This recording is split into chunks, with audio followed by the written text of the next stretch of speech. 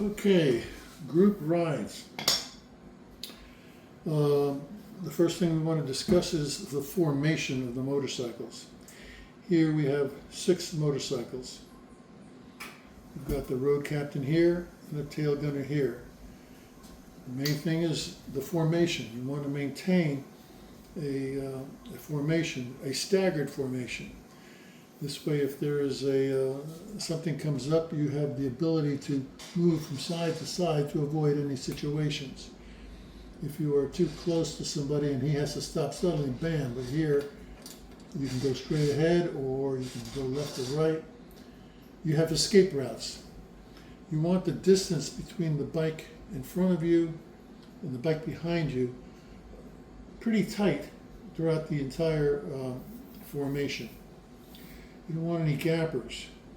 You don't want the road captain up here, say, and this next guy over here, and then there's a big gap here. You don't want that gap because cars can go in and out. You want to all move together in the synchronized motion and maintain a gap. And the gap is basically, when you're talking about precision riding, you know, we're not professionals here. We're civilians, if you will. But if you want to base it on precision riding, you want the bike behind you, 2 seconds behind you, or the length of 2 bikes. And the bike here on the right side, say, is 1 second behind that leader over there. And you want to maintain that gap. If you can't see the biker's head on his side view mirror, because you're too far back here, then you're too far back. If you can see his face in the side view mirror, or over here, then you're in the right spot. However, you want to maintain a tight formation as much as possible. If you are philosophically opposed to riding close and you would rather ride way behind to your comfort zone, then you should be in the back of the pack behind the tail gunner. Just don't lose the sight of the group. So again, we have a road captain and you have a tail gunner, very important position. The road captain will get you there and the tail gunner will back you up. Now let's say the captain decides he wants to change lanes.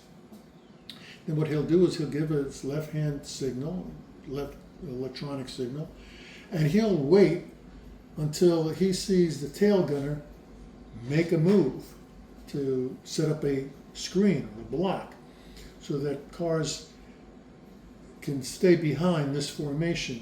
Once he sees him blocking, or even this bike sees him blocking, he can immediately then move over. Precision riding, each guy would do it one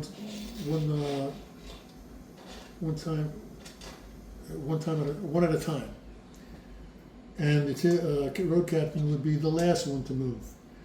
But if the road captain wants to change lanes again, he'll give the signal, wait for the tail gunner to make his move, and then you all, once you see the tail gunner made his movement, you can all make your adjustments at the same time if you wish. You may have to wait for one bike to go before the other. And that's changing lanes. So again, you got the road captain and you've got the tail gunner. Very important. The bikers in between, all you have to focus on is maintaining the gap. Proper gap. Stay together. Now, in the final analysis, if something comes up in an emergency, you're not stuck to any rules. The only rules you're stuck with is to save your own skin and do what you got to do to get out of the situation. But if all is cool and calm and no problems whatsoever, then you follow these guidelines. We'll discuss tomorrow before we leave on our road trip our hand signals. But the main thing about hand signals is you use your hand signals and your electronic signals. And when the road captain gives a hand signal, you want to pass that signal back so that the tail gunner can see it coming and then make his move. But 9 times out of 10, when I'm in a tail gunner position, depending on how many bikes there are, if there's only 6, I'll see the road captain make his signal, and I'll immediately make my move before these guys even think about doing their passing back a signal. And I try to anticipate what the road captain's going to do. If you see this situation where, if the tail gunner sees a situation where there's a tractor trailer or slow moving vehicle approaching, then he's going to be looking back here to make sure that he's ready to make a move as soon as that road captain decides he wants to go around that slow moving vehicle. Or he may just go over there and hang out for a while, knowing that the road captain is going to want to turn once he gets up to the traffic, and you'll make that change, signal and change, and then you'll all move over. So that's pretty much it. Is you want to maintain this formation at all times, and you want to pass signals back, and you want to watch what signals the captain makes. And the first thing you do when he makes a signal change, say for changing lanes, you want to see, where is that tail gunner? Am I set up already? Now let's say, for example, the road captain wants to change lanes, say from the left lane to the right lane, but there happens to be a car right there. Obviously, the road captain is going to wait until the tail gunner makes his move before he makes his move. That's for sure.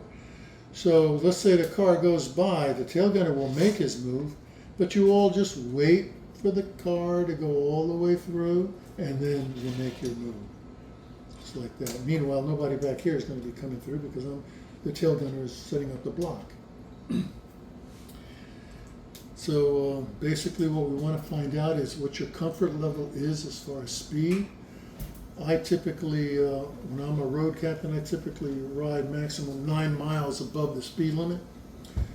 So if your comfort level is okay, it's say 74 miles an hour, typically the highest speed limit is 65. Fine. If it's lower, let me know. Also, when we do our ride tomorrow, make sure you bring your easy passes. We're going to New England, so we're going to be doing some highway ride. And that's the main thing about these lane changing formations is important, because when we're in country roads, this doesn't really come into play. We're just relaxing and enjoying ourselves. But when we're rocking and rolling down the highway at 75 miles an hour, we want a precision ride, as close to precision riding as possible for our safety. Any questions, ask me tomorrow.